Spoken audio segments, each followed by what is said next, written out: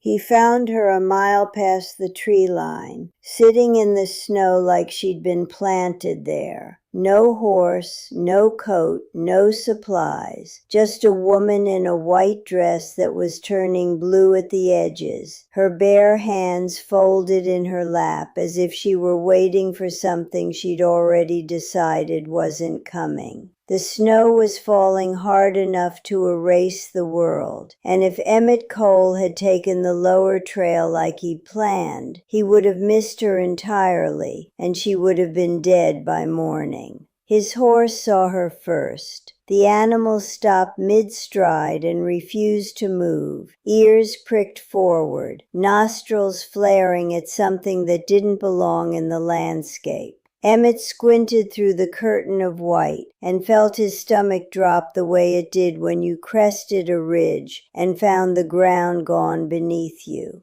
Jesus Christ, he breathed, and was off the saddle before the words finished leaving his mouth. She didn't look up when he reached her. Her lips were gray. Her fingers had gone past red into the waxy white that meant frostbite was already setting in. The dress, and it was a dress, not a riding outfit, not trail clothes, but an actual dress with lace at the collar and pearl buttons down the front, was soaked through and freezing stiff against her body. She looked like a ghost. She looked like a painting of a ghost. She looked like someone who'd made peace with dying and was just waiting for the cold to finish its work. "Ma'am." Emmett dropped to his knees in front of her and pulled off his gloves. He pressed his warm hands against her frozen ones and felt her flinch, the first sign that she was still in there somewhere, still connected to a body that was shutting down around her.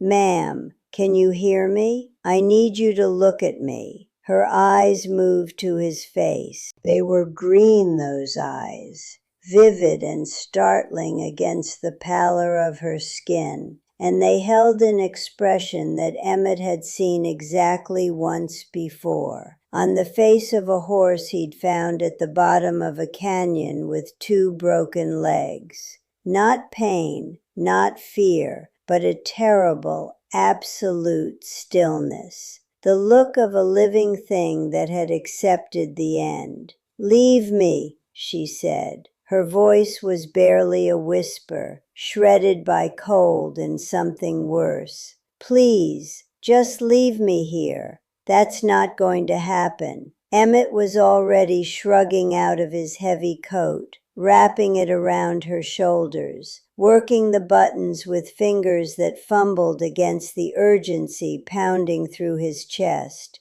"What's your name? Can you tell me your name?" She didn't answer. Her head dropped forward, chin touching her chest, and Emmett realized he was losing her, not to the cold, which was killing her body, but to whatever had put her out here in the first place, which had already killed something inside her that the cold was just finishing off.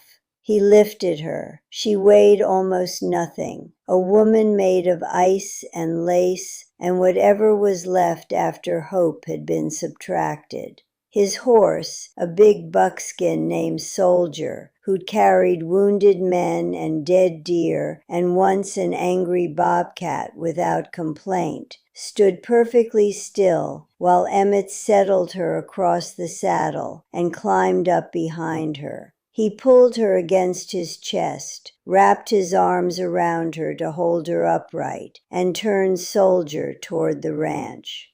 It was the longest 3 miles of Emmett Cole's life. The ranch house was dark when they arrived, which meant his foreman Hap had already turned in for the night. Emmett carried the woman inside and set her in the chair nearest the stove, then built the fire up until the iron glowed orange and the room began to thaw. She sat where he'd put her, motionless, staring at nothing with those green eyes, while Emmett heated water and found blankets and tried to remember everything his mother had taught him about treating frostbite. "I need to get you out of that dress," he said, and immediately heard how it sounded. "I mean, the wet clothes. You'll die if you stay in wet clothes. I can step out while you change, but you need to change. Now." Something flickered across her face. Not amusement, she was too far gone for that, but awareness, maybe. The first sign that the woman inside the frozen shell was starting to surface. "There's nothing to change into," she said. Emmett found one of his own shirts. Flannel, clean, big enough to serve as a nightgown on a woman her size, and a pair of wool socks, and left them on the chair. He went outside and stood on the porch in the falling snow, coatless and shivering, and waited until her voice came faintly through the door. "You can come in." She was wrapped in the flannel shirt and 2 blankets, her bare feet in his wool socks, her wet dress hanging over the back of a chair like the shed skin of someone who decided to become somebody else. Her hair, freed from whatever pins had been holding it, hung in dark, wet ropes around her face. She looked half drowned and fully exhausted, but her color was coming back. Pink replacing gray, life replacing the terrible stillness that had scared Emmett more than the cold. He heated broth and made her drink it, then heated more and made her drink that too. He wrapped her hands in warm cloths and checked her fingers for the blackening that meant tissue death, and found none. She'd been lucky, or he'd been fast, or both. Through all of it, she watched him with those green eyes, saying nothing, accepting his care with the passive compliance of someone who didn't have the energy to resist. It wasn't until the fire had burned down to coals and the first gray light of dawn was pressing against the windows that she finally spoke. "My name is Catherine Aldridge," she said. "I was supposed to be married yesterday." Emmett, who'd been dozing in the chair across from her, opened his eyes. "Supposed to be? I came from Baltimore. 3 months of letters, a photograph, a train ticket paid for by a man named Jack Tolbert, who said he was a rancher outside of Elk Bend." Her voice was flat, reciting facts the way a witness would in court. "He said he had 200 acres and a house with glass windows, and that he was looking for a wife who could read and keep books because he was expanding his operation and needed a partner, not a servant." "Jack Tolbert," Emmett repeated. The name landed in his gut like a stone. "I know Jack Tolbert." Catherine looked at him. "Then you know he's not a rancher. He runs a saloon in Elk Bend. A saloon and a—" Emmett stopped, the word catching in his throat. "A brothel," Catherine finished. "Yes. I discovered that when I arrived yesterday morning and found that my future husband's 200 acres was a 3-room building on the wrong end of town, and that the partnership he had in mind wasn't bookkeeping." She pulled the blanket tighter around her shoulders. "He was very clear about what he expected. He'd paid for my passage. He considered that a debt he intended to collect." The fire popped in the silence. Emmett felt something hot and dark rising in his chest, the particular rage that came from knowing a man had used written words and a woman's hope as bait for a trap. "What happened?" "I refused." He was not pleased. Catherine's hand moved unconsciously to her left cheekbone, where Emmett now noticed a bruise he'd missed in the dim light, a dark, angry mark that explained more than any words could. He locked me in a room above the saloon. I broke the window and climbed down. I had no money, no coat, no horse, and no idea where I was. I just walked. North, I think, into the snow. You walk 12 miles in a dress and no coat in the middle of a blizzard. I walked until I couldn't walk anymore. Then I sat down. She met his eyes. I wasn't trying to survive, Mr. Cole. I want you to understand that. I sat down because I decided there was nothing left worth standing for. The words settled between them like stones dropped into still water. Emmett had heard despair before, had felt it himself in the years after the war, when the things he'd seen made every sunrise feel like an accusation. But hearing it spoken this plainly, this calmly, by a woman who'd traveled 2,000 miles for the promise of a life and found a cage instead, made something crack inside him that he hadn't realized was still intact. And now? He asked quietly. Catherine was silent for a long time. The fire shifted, sending a spray of sparks up the chimney. Outside, the snow had stopped, and the first birds were testing the morning air with tentative calls. Now I need to ask you something, she said, and I need you to hear it as a serious question, not a desperate one. Emmett waited. Teach me to survive, Catherine said. Not just tonight, not just this winter. Teach me to live out here, to ride, to shoot, to work land, to do whatever it takes to never be dependent on a man's promises again. I don't want rescue, Mr. Cole. I've had enough of men who offer rescue and deliver ownership. I want skills. I want to be able to take care of myself so thoroughly that no one can ever use my helplessness against me. Emmett stared at her. In 15 years of ranching, he'd heard a lot of requests from a lot of people in a lot of desperate situations. He'd never heard anything like this. You want me to teach you to ranch, he said. I want you to teach me to be free. Catherine's eyes held his without flinching. I have nothing to pay you with except labor. I'll work harder than any hand you've ever hired. I'll do whatever needs doing, cooking, cleaning, mending, mucking stalls, in exchange for lessons.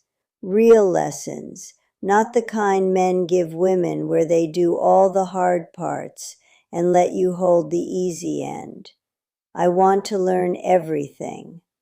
It's brutal work, the kind that breaks people. I walked 12 miles through a blizzard in a wedding dress. I don't break easily. Emmett almost smiled. Almost. You'll sleep in the house. I'll take the bunkhouse with Hap.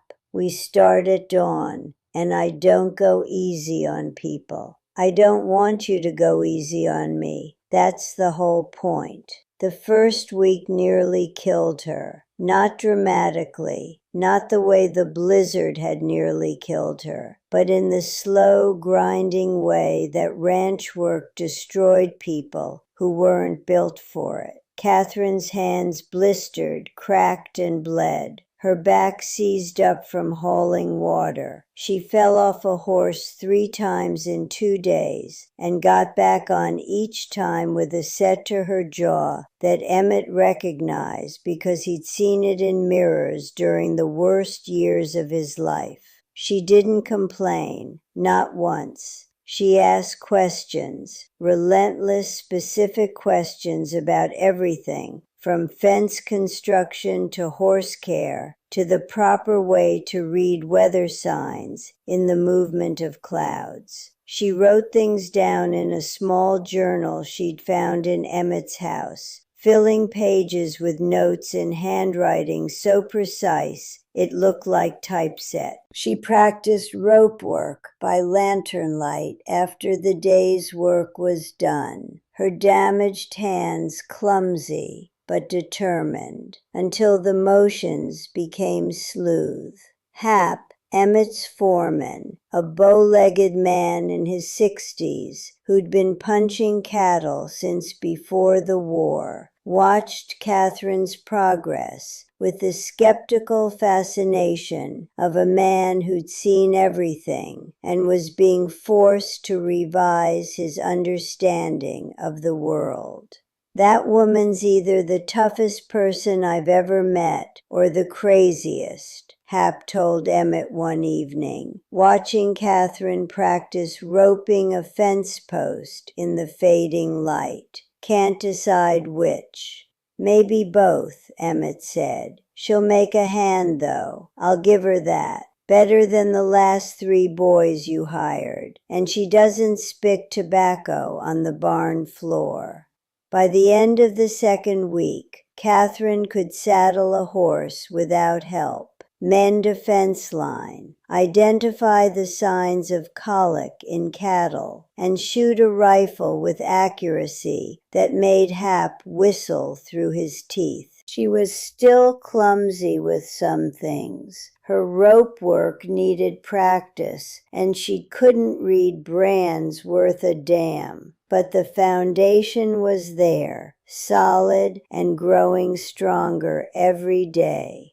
More than the skills, though, something was changing in the way Catherine carried herself. The beaten, hollow woman Emmett had found in the snow was disappearing, replaced by someone who stood straighter, spoke louder, and met the world with eyes that had stopped looking for escape routes and started looking for possibilities. She laughed for the first time during the 3rd week, a real laugh, startled out of her when Hap's mule sat down in the middle of the creek and refused to move, and the sound of it hit Emmett like a physical blow. He'd been careful, scrupulously, painfully careful to maintain the distance between teacher and student, employer and worker, man and woman living under circumstances that would have set every tongue in the territory wagging if anyone had known about them. He slept in the bunkhouse. He never touched her unless the work required it. He treated her exactly the way he'd treat any new hand, firm, fair, and focused on the task. But Emmett Cole was not a stupid man, and he wasn't blind. He saw the way Catherine's face changed when she mastered something new, the fierce, private joy of a woman discovering her own competence for the first time. He saw how she was with the animals, gentle and patient in a way that spoke of a deep capacity for tenderness that life had tried to beat out of her. He saw her reading by the fire at night, her face soft in the lamplight, and felt something stir in his chest that he hadn't felt in so long he'd forgotten its name. He said nothing, did nothing, because Catherine Aldridge hadn't asked for a man's feelings. She'd asked for skills, and that was what he'd promised to give her. It was Catherine who changed the terms. A month into her apprenticeship, on a cold evening when the first stars were appearing, and they were walking back from checking the cattle in the north pasture, she stopped in the middle of the trail and turned to face him. "I need to tell you something," she said. Emmett stopped. "All right. When I asked you to teach me to survive, I meant it. Every word. I never want to be helpless again. Never want to depend on anyone's promises. Never want to be locked in a room and told what I'm worth." She paused, and in the starlight he could see her working up to something that scared her. But I also need to tell you that somewhere in the last 4 weeks, this stopped being just about survival. Emmett's heart did something it hadn't done in years. Catherine, let me finish. I know what I said. I don't want rescue. I don't want ownership. I don't want any of the things men usually offer women out here. And I meant all of that. But what you've given me isn't any of those things. Her voice was steady, but her hands were shaking. You've treated me like a person, not a commodity, not a decoration, not a burden. A person with a mind and hands and the right to use both. Nobody's ever done that for me before. And I need you to know that I've fallen in love with you because of it. And I understand if that makes things impossible. And I'll leave if you want me to. But I couldn't keep working beside you every day without telling you the truth. The stars were very bright. The horses were very quiet. And Emmett Cole, who'd spent 15 years building walls around a heart that had been broken by war and loss, and the particular loneliness of a man who'd chosen solitude because it was safer than caring, stood on a frozen trail and felt every single one of those walls come down. I'm not an easy man, he said. I don't talk enough. I work too much. I wake up at night sometimes with my heart pounding from things I saw in the war that I'll never be able to explain. I walked 12 miles through a blizzard because a man I trusted tried to sell me. I don't need easy. I've been alone a long time. I don't know if I remember how to be anything else. You've spent the last month teaching a woman from Baltimore how to rope cattle and shoe horses. You remember just fine. Emmett looked at her, this woman who'd arrived on his ranch half dead and asking for nothing but the tools to save herself, who'd worked harder than any man he'd known and asked for less in return, who'd somehow found the courage to hand him her heart after the last man she'd trusted had tried to crush it. I don't want you to leave, he said. I've been trying not to say that for about 3 weeks. Catherine smiled. It was the second time he'd seen her smile, and it hit him harder than the first. Then I'll stay. Not as a hand, not as a student. Then as what? As whatever you want to be. Equal partner, co-owner, wife if you'll have me, but only if that's what you choose. Not because you're stuck, not because you owe me, not because you've got nowhere else to go. You can go anywhere now, Catherine. You've got the skills to take care of yourself anywhere in this territory. I want you to stay because you want to, not because you have to. Catherine took a step closer. I spent my whole life being told what to want. My father chose my education. My mother chose my clothes. Jack Tolbert chose my future. She reached out and took Emmett's hand. This is the first thing I've ever chosen for myself, and I'm choosing you. They were married in Elk Bend 3 weeks later, in the same town where Jack Tolbert ran his saloon and his brothel. Catherine insisted on it. She walked into the courthouse in her ranch clothes, boots, split skirt, flannel shirt with the sleeves rolled up, and signed the marriage certificate with hands that were calloused and strong and entirely her own. Tolbert was standing outside the saloon when they came out. Emmett saw him first and moved to step between Catherine and the man who'd hurt her, but Catherine put a hand on his arm and shook her head. He's mine, she said quietly. She walked across the street alone. Tolbert watched her come with the wary expression of a man who recognized that the woman approaching him was not the same woman who'd climbed out his window a month ago.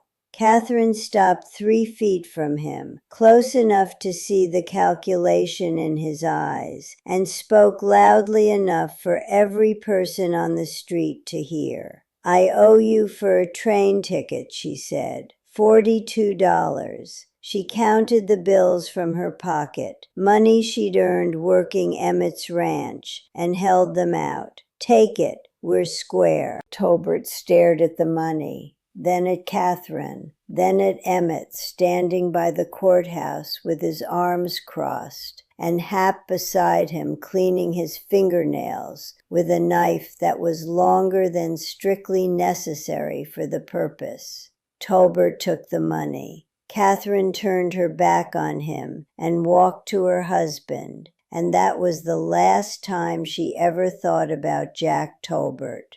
There were fences to mend and cattle to move and a ranch to run, and she had work to do. They built something together, Catherine and Emmett. Not the kind of partnership where one person carried the weight and the other held on. The real kind, where the work was shared and the decisions were shared and the hard nights were faced side by side instead of alone. Catherine kept the books with the precision of a Baltimore education and worked the cattle with the toughness of a woman who'd earned every callus. Emmett learned to talk more and wall off less, and discovered that sharing a life with someone who'd fought as hard for her freedom as he had for his land made both of those things mean more. Hap told anyone who'd listen that Catherine Cole was the best ranch hand in the territory, and when people laughed, he'd fix them with his pale old eyes and say, "I've been working cattle for 40 years. That woman can outride, outrope, and outwork half the men in this valley, and she does it before breakfast. So you go ahead and laugh. But you're laughing at someone who'd beat you at your own job and look better doing it." On winter nights, when the snow came down and the fire burned low and the world contracted to the warm circle of their house, Emmett sometimes thought about the afternoon he'd found Catherine in the snow, how close he'd come to taking the lower trail, how close she'd come to disappearing into the white forever, how everything that mattered in his life now, the partnership, the love, the particular joy of watching a strong woman become stronger, hung on the slender thread of a horse that stopped walking and a man who listened. Catherine never forgot it either.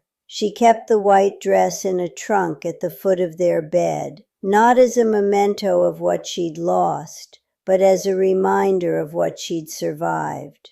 On the nights when the old fears crept in, when the memory of locked doors and broken promises tried to pull her back into the dark, she'd open the trunk and touch the frozen lace, and remember that she'd walk through a blizzard and come out the other side. Not rescued, not saved, taught, and that had made all the difference.